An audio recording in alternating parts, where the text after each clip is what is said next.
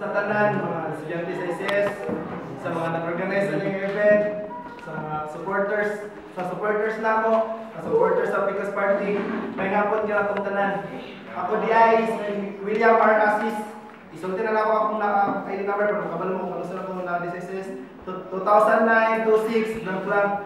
Nana ko sa ICS for almost 5 years. Panday ko. I'm the current External Vice President sa Electronics, Computer Technology, Electronics, Computer Engineering Technologies Society.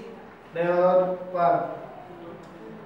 nako sa inyo matubangan para i-istorya kung sa akong nakita sa sunod sa, let's say, 5 katuig sa ICS, na ako diri isip magpapili sa inyo nga, dili ko magpapili, akong ikuwaon ang yung dako nga pagsalig ko 101 nga percent nga suporta para ihatag sa tuwa. I know dako jud kay siya nga trabaho ang mahimong governor. Ikaw din mag-handle ng easy nga, let's say daghan na siya problema, magsugod ta sa akong plataforma. Kung akong tabang nganong ako tungod ani nga plataforma, nganong ako gusto ko mag-governor, nganong wala ko niagi og board member mo ni siya mo na kinakita na nato. Makita na yun ako ang dako na kayo nga problema nga dili na ko makaya, dili ko makaya niya, makaya na ko ni siya ng problema mo na makaya na ko ni tungod na isalig ka na ako isalig sa akong mga partido sa akong political party nga gi-adapt ko baligi ko ara niya. Then let's say unsa kong plataporma, ang akong plataporma gusto jud ko ibalik ang pasundayag. State na dyan sa pasundayag, matod pa sa mga alumni ng mga lapan, ang pasundayag, ginapirmi, ginahimo, kada tuig gina siya ginahimo ang pasundayag, nawala ang pasundayag sa year, ang last 2010, last 2010, then wala na. Anong wala yung pasundayag? Anong gusto ko ibalik ang pasundayag? Gusto ko nga magkahiusa ang tulong ka society sa ICS, not as in one team. Gusto ko nga sa sunod na nga pasundayag, mahimo ang friendship nga kinahanglan gid sa ato ang ICS, not because nga mao ni sila nga kurso di na may magpili not because nga mao ni nga kurso di may makigsagol sa mga jigs kay ang mga taga jigs kay inana ang mga taga kumsay di mo sagol sa mga kay mao ni mga kuan ni inana. Gusto ko maghiusa ta, gusto ko nga magka-belt makahimo gid ang friendship na gikinahanglan para sa sunod ng mga panahon, para sa maabot nga event. Ang kana pong pasundayag dira mapakita sa mga estudyante nga kanang palakasan. Tungod sa palakasan, ang palakasan mga siksik naman dito sila dito nga atong ipakita kay para budaog ta. Gusto ko sa pasundayag mapakita sa mga urban nga estudyante nga, oy Gov, nakoy talent ani, gusto ko mo-appeal ani.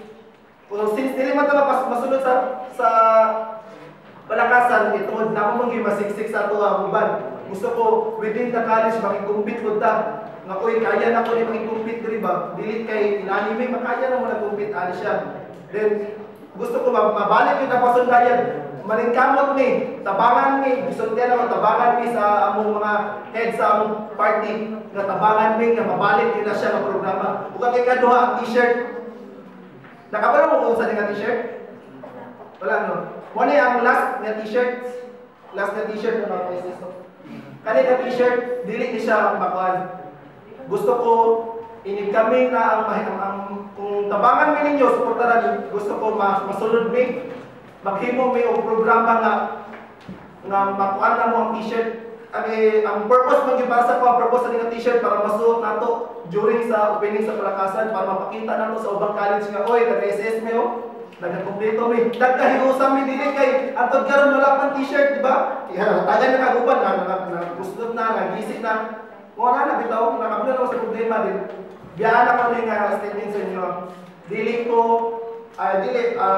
promise din siya. I will make a promise sa inyo. Sila talaga dadya nga bahalang magkinaunsa, dili na ko nagbiyaan ng ICS, gihigog pa na ko ng ICS, pagkabagyan ako ng ICS, bahalang promise. I know promise made to be broken, but I will make sure din sa inyo, dili ko parihan ng uban nga biyaan ng ICS na nagkagulihan, nagkaunsa pa na siya, wala. Dili ako na siya yan. Daghang salamat, Bob Straight Leo. Efficacy is to live with respect and humility. Okay? Good afternoon, everyone. I am Harold Glenn Dumao from CS Department. I am currently, ako karon ang input sa chairmanship sa TADCOM. And I did my part as a TADCOM chairperson last semester. Most of the people saw it, and the response is 98%. Hindi lang pag-namuka, 90% positive. So, karon dagan ko for a higher position, which is the governor for this college, ECS. So, anong dagan ko? Because I was tested already. Okay? Kabalo na mo na nakaserve ako sa ECS, you know my capabilities, you know the way I lead on my chairmanship, and you know guys, I am capable of doing this kind of service. So, karon, ang akong plataforma would be focusing on the development of the students. The development in terms of, it's a training and development because I came from the TADCOM chairmanship. It is for the development and training of the students in terms of academic, in terms of their cultural capability and their skills. Sorry, in terms of their skills and also their leadership capabilities. How? What's your question on how? Of course, in my administration, whenever you gave me a chance, in my administration, mag-create ko organizations. Kaya ng mga organizations, will be based sa mga needs ng mga groups sa ECS. Okay. Sayang mag-ulit sila doon, hindi na sila ito magamit. Di ito wrong term. Magamit natin sila pero during palakasan lang. Iba naman kayo, di ba? During palakasan, during charter day, kanina mga groups. Muna sila ang groups like debate groups, like art guild group, and whatsoever. So in my administration, kinahanglan sila maging official organization. In other words, kani sila collaborated with the institute or organizations. So, it's a benefit for the both parties, sa ECS o sa institute. Okay, matrain pa nila ang atua ng mga participants, whatever mga talents, mas napoy chance na makuha sila o mga participants from us.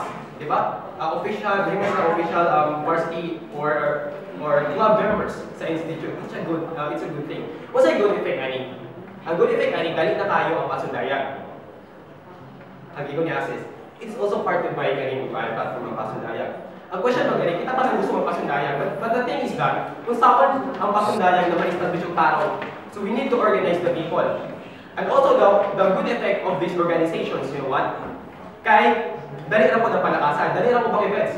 We can easily pick those people out of these groups para ako i-compete, di ba? Kasi sila kay nakatrain naman ulit sila. 1 year ilang training, wala na sila nag-train 2 weeks before the event, mga inanana. Because they are official organization. So in other words, mas dali lang natin sila i-participate. And the last thing about ani, ang camaraderie. So we are aiming for a 1 ECS. Muna pa rin sa ES mga Delete United. So we are aiming for a 1 ECS. If ever this organization is organized already, dahil nakaayo na siya, nakita mga estudyante from different courses, different societies will be going there inside, di ba? And they meet each other, they're gonna make friends, and it's an organization anyway. It's all about friendship, di ba? So it's for the oneness of ECS. And also, the leadership program, of course, at least once in a 1 month leadership programs of these leaders. Para naman next election, para karoon na po ng mga leaders na managan.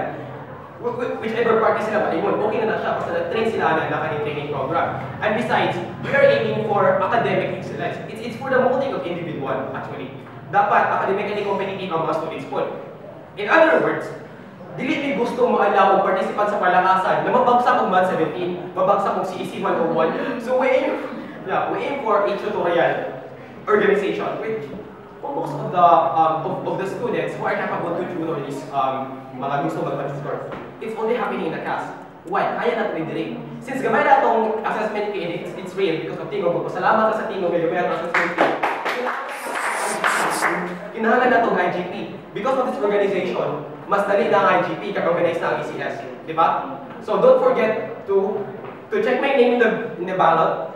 Check the names of my co-candidates in the ballots, the ECS candidates. And also, my vice governor, wala siya direct. Siya ang current SCODACOM. kabalo mo kung sa siya ka-deserving to be the Vice Governor. So, please vote Kingo. Ako, partido mo.